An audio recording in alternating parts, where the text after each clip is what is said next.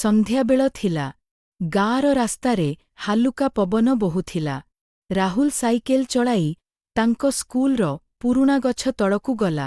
ସେଠାରେ ପ୍ରତିଦିନ ସେଠି ଏକ ପୁରୁଣା ଚିଠି ପଡ଼ିଥାଏ, ଯେଉଁଥିରେ ଲେଖାଥିଲା, ତୁମେ ଫେରି ଆସିଲେ ମୁଁ ଅପେକ୍ଷା କରିବି। ସେହି ଚିଠି ଦେଇଥିଲା ନିତା, ରାହୁଲର ପିଲାବେଳର ସାଙ୍ଗ, ଯିଏ 10 ବର୍ଷ ହେଲା ସହରକୁ ପଢ଼ିବାକୁ ଯାଇଥିଲା। ସେମାନେ ସେତେବେଳେ ଛୋଟ, କିନ୍ତୁ ହୃଦୟରେ ଅଜଣା ଭାବ ଥିଲା। ସେ ଚିଠିଟି ହାତରେ ଧରି ଆଜି ପୁଣି ପଢ଼ିବାକୁ ଯାଉଥିଲା।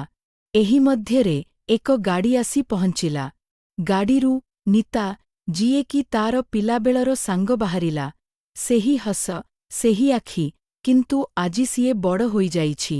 ନିତା ହସିକି କହିଲା, ତୁମେ ଅପେକ୍ଷା କରିଛ, ମୁଁ ଜାଣି ନଥିଲି। ସେମାନେ ଗଛ ତଳେ ବସିଲେ। ସୂର୍ଯ୍ୟ ତଳେ ଯାଉଥିଲା, ପବନ ଶାନ୍ତ ହେଉଥିଲା। ଚିଠିଟି ରାହୁଲ ନିତାଙ୍କ ହାତରେ ଦେଲା।